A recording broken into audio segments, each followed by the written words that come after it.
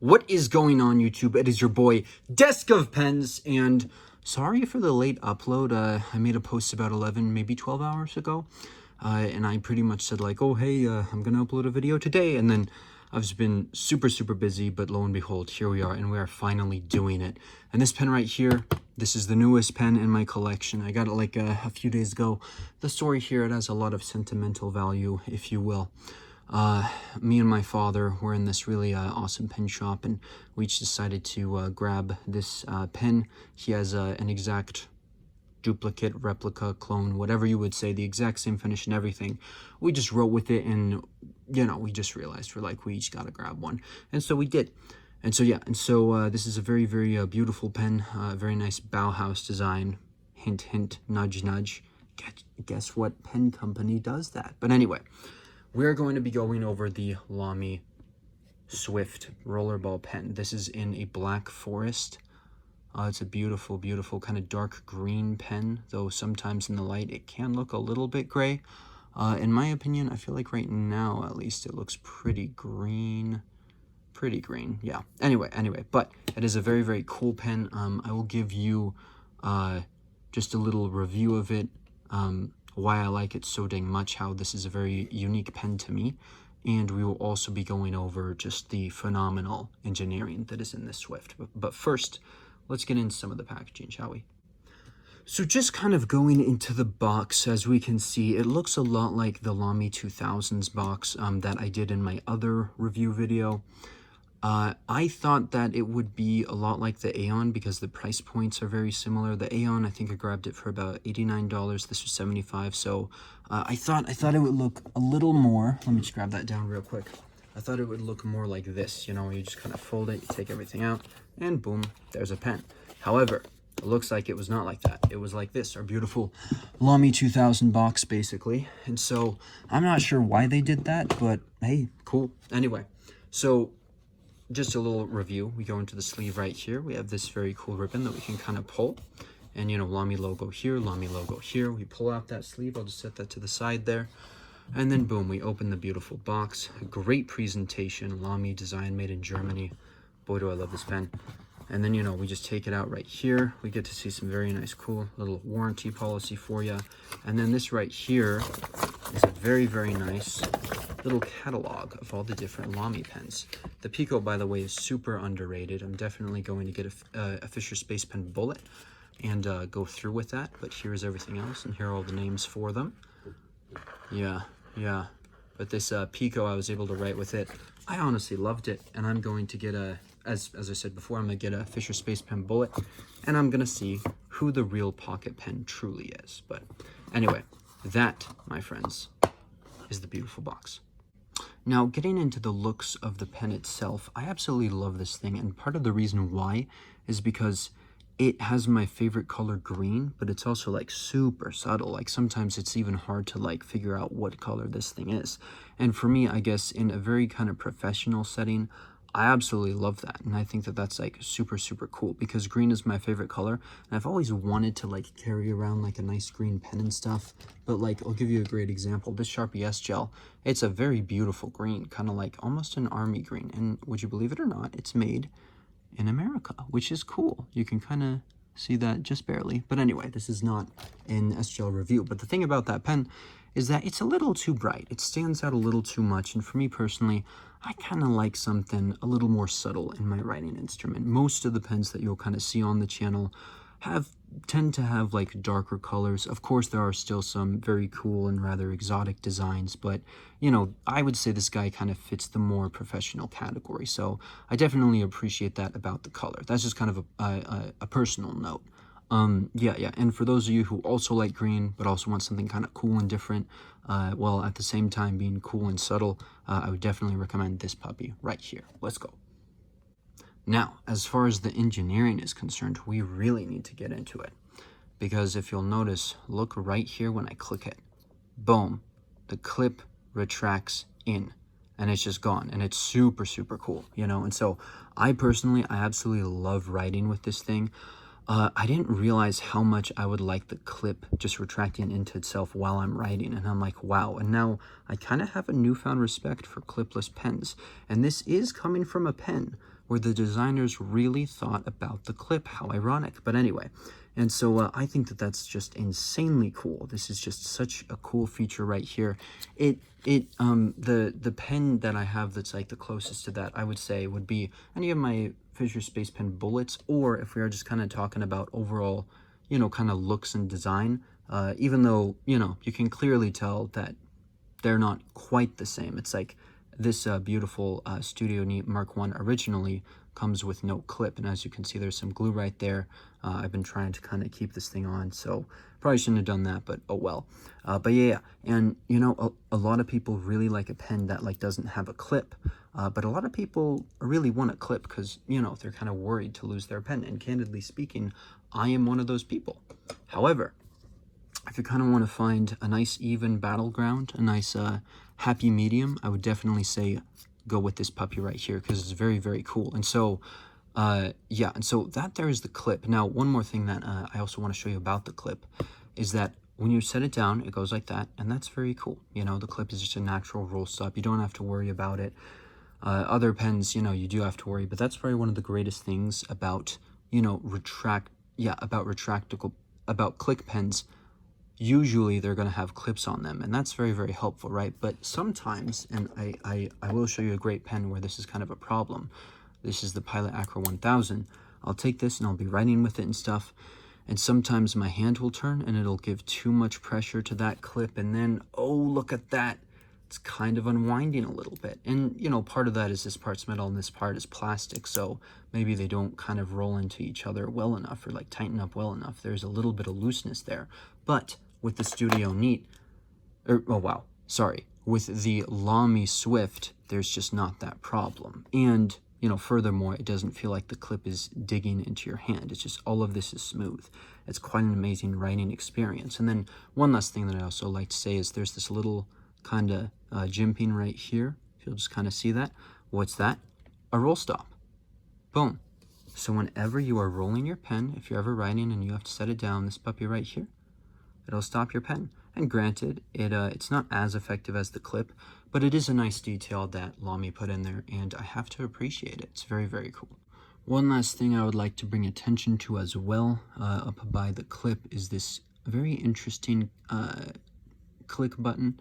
As you can see, it's not centered, which some people might not like that. I think it actually just kind of adds a little bit of artwork to an otherwise maybe potentially ordinary pen, but I mean, you know, I personally think that it's super cool. In regards to the click sound, it tends to be on the quieter end. It's no Parker Jotter, it's no Studio Neat Mark 1, which for some people having a loud click would be a problem, and for other people they like it. Me personally, I can do either one, but I will say it is cool having another pen that's, you know, just very nice and very, very quiet, much like the Caran d'Ache ballpoint pen. So yeah.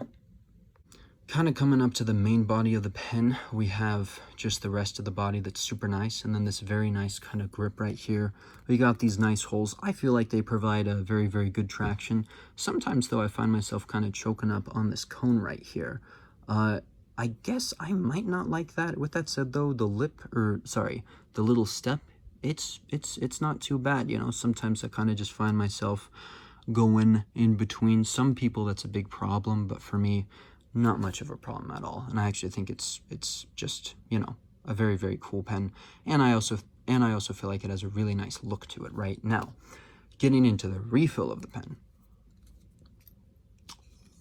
Boom, we have the beautiful M66 Rollerball refill. And as we can see right here, 1010 roller. Oh, nope, you know what? We're just going to pretend that I didn't butcher that. Capless roller. This is a nice capless rollerball refill right here. Lamy M66 and a nice medium point. It's a very, very nice refill. One thing I have heard about Lamy rollerball pens, and even ballpoint pens to an extent, kind of, but especially for the rollerball pens, people say that they're not the most reliable in the world. And while it is true that I have had this, you know, for only a few days, I feel like it's very reliable, and, you know, I've been writing with it pretty consistently. Writing by hand is literally a hobby of mine. I'll just like scribble things down just to pass the time away, which, you know, is kind of fun for me again. And so anyway, so for me personally, I haven't had any problems with this refill. I have heard that over the years they have also gotten a lot better. And when I say they, I am talking about the M66 and then of course the M63 refill. But for those of you who get this pen, who just for whatever reason cannot stand the refill, whether it's you just can't stand the idea of having a refill like this and risking it or some weird thing, or you just don't like the way that it feels, I will show you one alternative that you can do that will effectively turn this thing into a ballpoint. And if ever I figure out how to turn it into a gel pen, I will let you know. But in the meantime, let's get into the writing sample.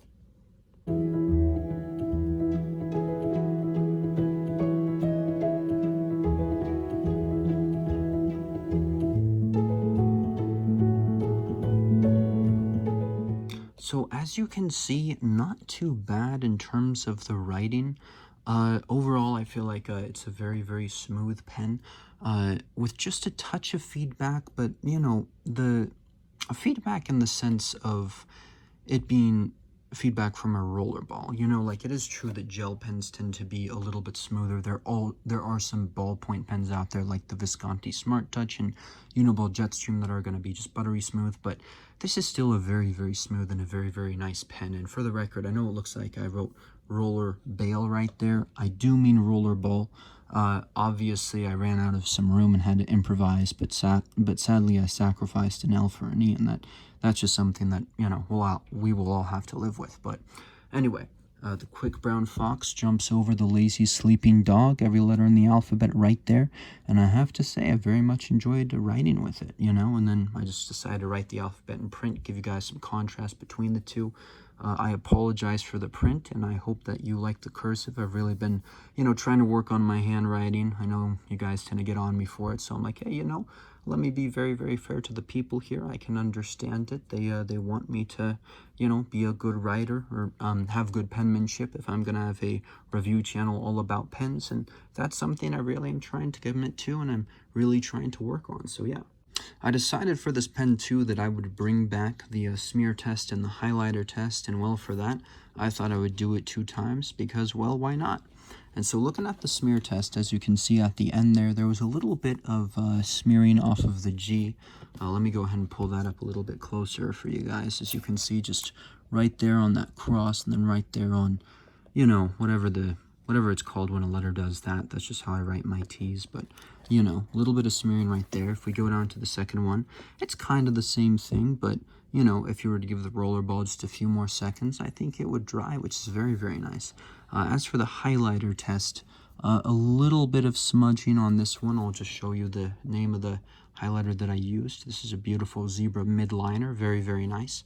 That's a nice yellow color, and then I thought I would just use another color, a very nice orange to it, and that is from Tombow. A Tombow, oh, you know what? I don't know the name of this highlighter, so I'm not going to mispronounce it or say it's a coat when it's not a coat. Maybe it is a coat, or maybe it's WATC 93. Who knows? Or maybe it's just a highlighter. Anyway, but smearing and highlighting, not too bad. The smearing's definitely better, but, you know, as this is a rollerball, it does come with the territory. If you wanted to highlight, maybe you could. I would recommend leaving the ink to dry for a little bit longer, maybe an hour or two. Go back, highlight your notes. Some people like to do that, or just highlight whatever it is you're writing. But the other alternative is just to use, you know, colored pencils, other colored pens, and just, you know, underline, which I would probably recommend doing. I would just take a nice red pen and just underline it, and for that I would recommend Pilot Friction, just because you can erase and, you know, edit and do all that fun stuff. But anyway, yeah. Now, going into the refill thing, I personally really love this refill, but for those of you who still have, you know, a problem with it, you hate it, whatever, let me just go ahead and show you a really fun way to get a Parker G2 style refill in here. So for this little recipe, if you will, what you will need is a Parker style refill. I have chosen the Visconti Smart Touch. It's a personal favorite. I just love how, you know, fluid the ink is, and it's honestly the smoothest Parker style refill that I've ever written with anyway. And so yeah, you will need a Parker style refill of your choice. You will need an eraser or some kind of spacer. In this case, I got some mechanical pencils the other day. This is from Pentel. This is a Z2 1N eraser, which is very, very cool. I now have their Graph 500 mechanical pencil. If you guys want to see me review another mechanical pencil, it would probably be the third video. Yes, the third video. Yeah, let me know. But I personally kind of just want to stick with pens. Now, one thing about this eraser is, as you can see, I have kind of shaved it down a little bit. You will need to do some adjusting with it to get the Parker style refill to the length that you like. And I might need to shave it down a little bit more, but I mean, I kind of like the length that I'm at. Yeah, and so, you know, what I just did right there is I just put in the eraser first, and then I slid in the Parker style refill, and now she works, and she is a retractable ballpoint pen now, which is interesting. But anyway, let me just go ahead and prove that, and there you go. And as you can see, the tip is sticking out a little bit more than the original refill, and again, it kind of depends. I personally am okay with it at that length. Other people, it might drive them crazy, and for that I just say shave it down and have some fun. But yeah, so that is the review of just the beautiful Lamy Swift Rollerball pen. I quite love this thing. I think it is super, super nice. Yeah, I mean, I think that it's just a very, very cool pen. It's a very phenomenal pen. It has a lot of interest and intrigue with the design and stuff. Yeah, for a pen that's in the, about $30 to probably $80 range, I would say definitely try to look for deals, because they're certainly out there. Namely, Amazon has just some great colors and opportunities for the $35 range as of right now, as of the recording of this video. But yeah, it's just a very, very nice rollerball pen. And for people who want a rollerball pen and who also want something that's retractable, I think that this is a great option, and I highly, highly recommend it. So yeah, I mean, this has just been a little review of the Lamy Swift rollerball pen, and I hope that you all have enjoyed it, and I hope that you all have a wonderful, wonderful day, or a wonderful rest of your night.